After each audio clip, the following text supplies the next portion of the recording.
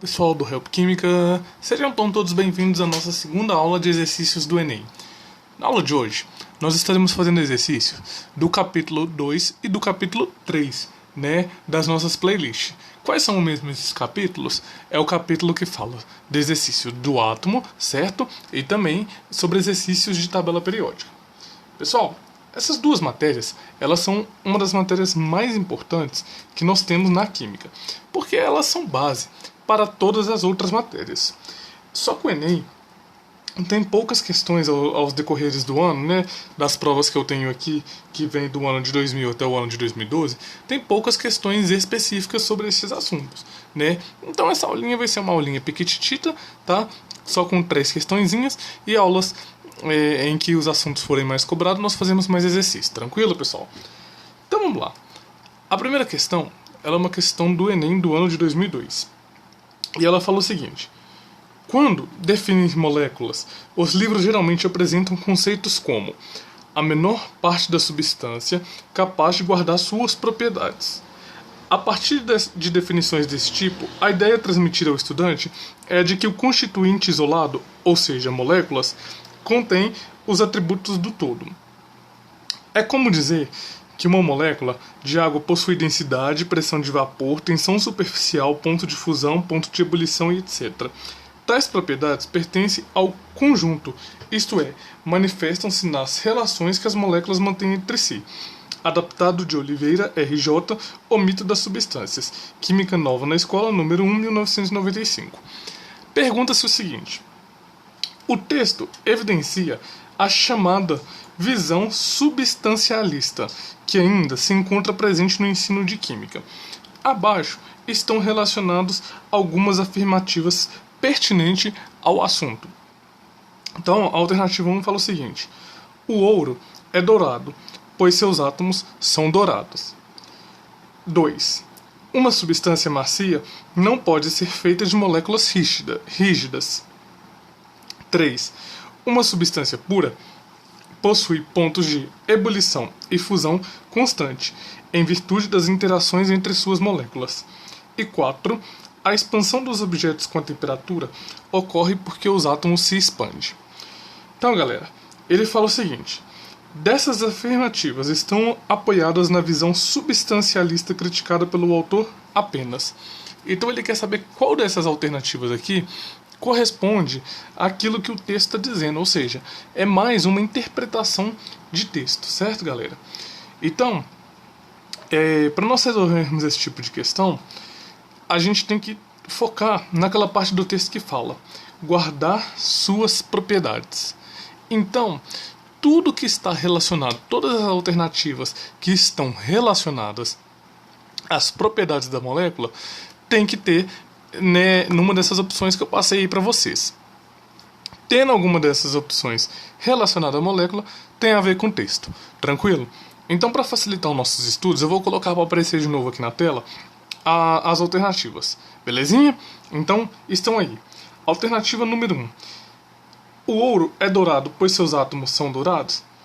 Sim, galera?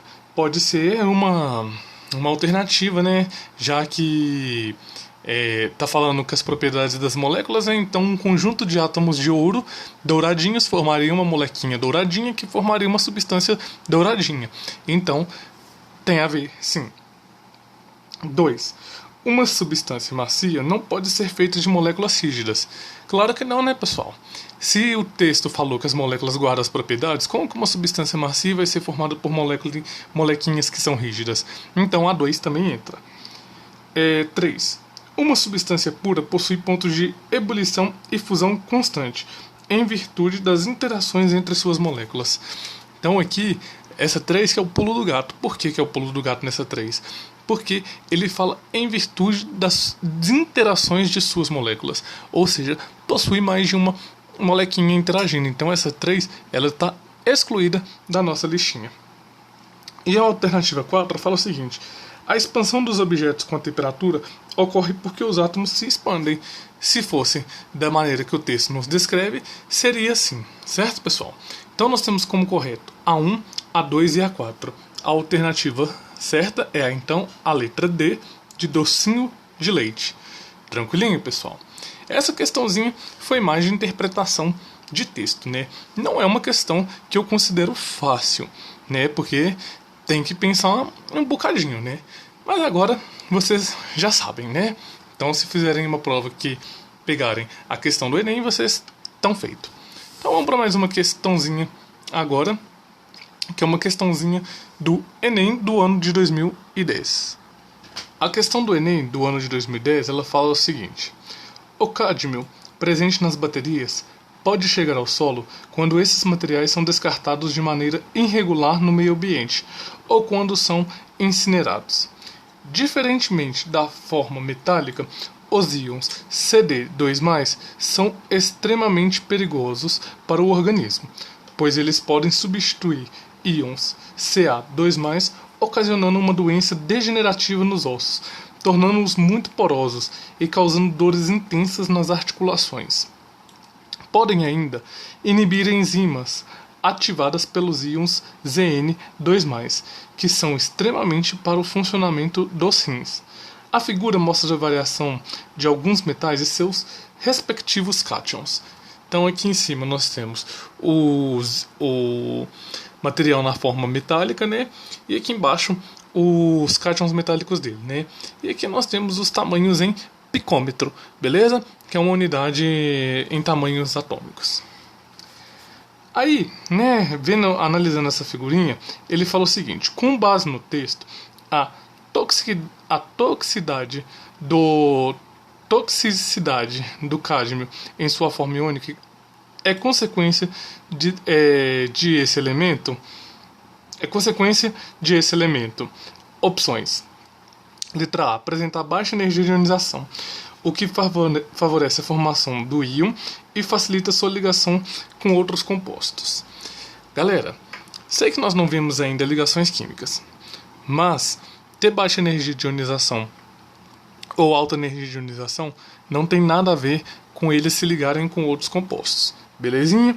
Por enquanto vamos aprender assim, depois eu explico por que não tem nada a ver, tá? Então essa alternativa está descartada.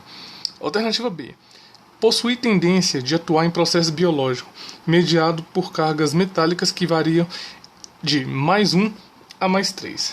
Galera, quem é o processo biológico citado no texto é o zinco. E o zinco tem uma carguinha 2+. Vocês estão vendo aqui? Então não pode ser o zinco. Belezinha? Então essa alternativa B também já está descartada, né?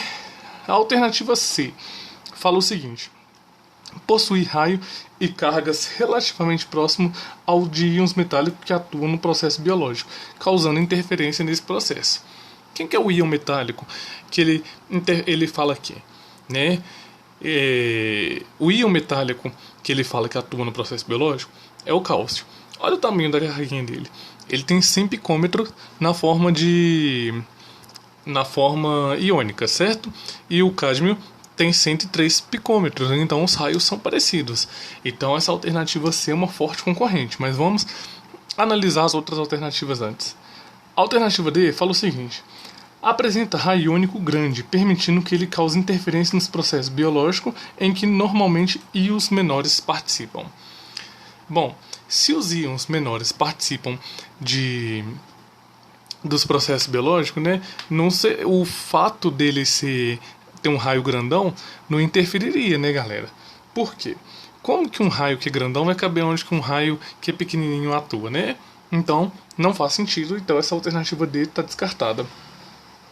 Alternativa E: apresentar carga +2, o que permite que ele cause interferência nos processos biológicos em que normalmente íons com cargas menores participam. Pessoal, nada a ver, né? Realmente, porque assim, a carga dele não tem nada a ver com o processo que vai participar, né? E os processos biológicos que fala é do cálcio e do zinco, que também possuem carga +2. Então, a alternativa que nós deveríamos marcar é a letra C, de cachorro quente.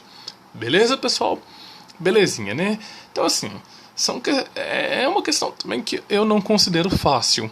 Acho que tem que pensar um pouquinho também. Beleza? Então tá. Vamos ver a última questãozinha da aula de hoje, então, para nós finalizarmos esse assunto, que é relacionado ao átomo de Bohr. Na minha opinião, é uma questão fácil. Vamos lá. Essa questão, então, é uma questão do Enem do ano de 2011. Ela é relacionada ao átomo de Bohr, beleza? O átomo de Bohr nos explica bem ela, mas quando nós estivermos falando de radioatividade, eu acho que vale a pena a gente voltar nessa questão e ver ela de uma outra maneira diferente. Belezinha? Então aqui eu já vou pôr as figurinhas que a questão nos apresenta, né? Vou colocar assim primeiro, que nós vamos precisar analisar essa de cima e depois a de baixo. Então vamos ler a questão que já está aparecendo na tela para vocês. Ela diz o seguinte: para que uma substância seja colorida, ela deve absorver a luz na região do visível. Quando uma amostra absorve luz visível, a cor que percebemos é a soma das cores restantes que são refletidas ou transmitidas pelo objeto. A figura 1, no caso essa daqui, mostra o espectro de absorção para uma substância e é possível observar que há um comprimento de onda em que a intensidade da absorção é máxima. Um observador pode prever a cor dessa substância pelo uso da roda de cores, que é a figura 2, que é essa figurinha aqui, né? Que é também conhecido como disco de Newton. O comprimento de onda corresponde à cor do objeto e é encontrado no lado oposto ao comprimento de onda da absorção máxima. Então, por exemplo, pessoal, isso aqui são informações que a prova do Enem nos deu. Se o comprimento de onda está sendo nessa região aqui, está sendo na região do violeta, ele vai refletir no amarelinho. Beleza? Quando a pessoa que faz ensino superior em química, existe todo um macete para ela calcular o comprimento de onda e prever qual que vai ser a cor. Tá? Então, quem for fazer ensino superior em química vai ver bastante isso daqui. Quem não for, só se preocupa mesmo em saber para passar para o Enem. Belezinha, pessoal? Porque eu acho que os outros cursos dificilmente verão isso. Então, pessoal, aqui pergunta o seguinte: qual a cor da substância que deu origem ao espectro 1 na figura? Facinho, não é, pessoal? Olha só, nós temos a intensidade da luz absorvida, né? Aqui no eixo dos Y. E aqui nós temos o comprimento de ondas em nanômetro no eixo X. Tranquilinho? Então, quando o nosso comprimento de onda é máximo, ou seja, quando o nosso pico está aqui em cima, né? A nossa função ela tem um máximo, está na região de 500 nanômetros. Beleza? Então, quando está na região do 500 nanômetros, a onda está sendo absorvida ao máximo. Beleza? Como que o átomo de Bohr explica isso daqui? É aquela questão de absorver energia e excitar o elétron para a camada mais externa. Belezinha? Então, se nós estamos trabalhando com 500 nanômetros, olha só, aqui nós temos o 490 e o 560, certo? Então, o 500 nanômetros está mais ou menos nessa região. Tranquilo? Então, se ele absorve na região do verde, ele reflete aqui no vermelho. Beleza? Então, essa cor do espectro teria que ser a cor vermelha. Vamos então analisar as alternativas para ver se tem essa opção? Então, vamos lá. Alternativa A, azul. B, verde. C, violeta. D, laranja. E E, vermelho. É de escondidinho de carne moída. Então é a nossa resposta dessa questão. Belezinha então, pessoal? Facinha, né? Então tá bom, pessoal. Então fique na sequência então. Próxima playlist de ligações químicas, beleza, pessoal? E na sequência nós iremos fazendo mais exercícios relacionados e aprofundando um pouquinho mais da matéria, tá? Deixe depois a opinião de vocês, o que vocês acharam dessa aula. E deixe o like também se vocês gostaram, e assine o nosso canal e fique por dentro das novidades. Forte abraço e até já!